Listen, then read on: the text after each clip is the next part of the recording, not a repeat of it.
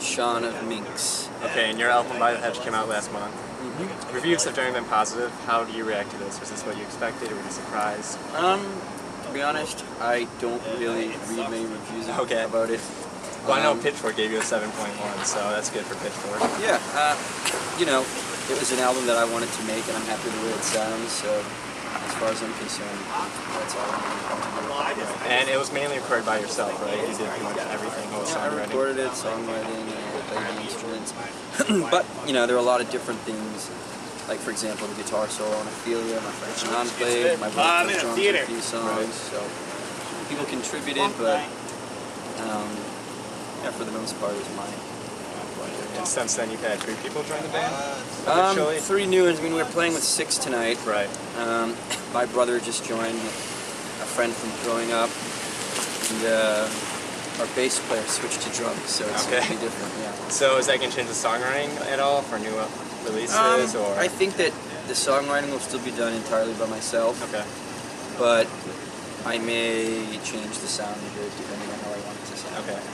And I'm sure you've heard a lot of people comparing you to The Cure, saying that your music sounds like if Robert Smith had a baby and that baby gave birth to cassette demos that actually sounded better than Cure demos. Right. So what do you think about these comparisons? I think that people can say whatever they like. I don't particularly listen to The Cure ever, so okay. I guess. Obviously, I'm a fan. No, you know, I grew up with Cure. When I was younger, I liked The Cure a lot, but it's Right. just lately I just haven't listened to them. So I'm not saying that, you know, somewhere deep inside my head it could be an inspiration, but I can't say honestly that I thought about it. Well, who would you say is an inspiration for Minks? For me, it's just all 100% feelings. I mean, there are bands that I listen to, but I, you know, for the most part, don't really think that I try to sound like anybody. Okay. I just try to take everything that I like and, you know, feed off of that into something different. And I'm sure it's going to sound at some point like something else, but well, everything does. Yeah, so that's just. How big of an influence is literature on you? Because you have a song "Airby" off of James Joyce's album. I think everything is, you know, everything is culturally inspired, whether it's a movie or a book or another album, you know, just life experiences. I mean, you know, literature, for me, that's just part of life. You know, it's how you get through times. You know, get lost in books sometimes. It's important. Are you currently reading anything? You know what, I was going to take a book with me on tour, but I get car sick, so I decided not to. I was reading National Jukebox today. And with Minks, you are constantly trying to get after nostalgia, right? That's true. Why is that? Well, I feel like when you feel nostalgic, when you have that feeling inside of you, it's one of those times you really can't explain what it is. It's just kind of an indescribable feeling. So for me, I think that if you can't put it into words, you can try your best to put it into something else. The song. Exactly. Alright. And finally, what's next for Minks? Well, I have another 6-song EP that's going to come out this summer. Alright, that's exciting. It'll be good. I'm sure it's not a lot different from By the Hedge. In what way? I'm not going to tell you. Alright.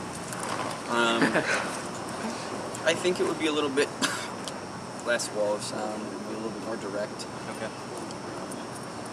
I haven't really thought about it all that much yet. Alright. You know, after tour, I'll probably go back and start thinking about how we're going to do this. Go back to my studio and just start working. Okay. Yeah. And this last year has obviously been a big year for you, right? Do you feel this has changed you at all as a person?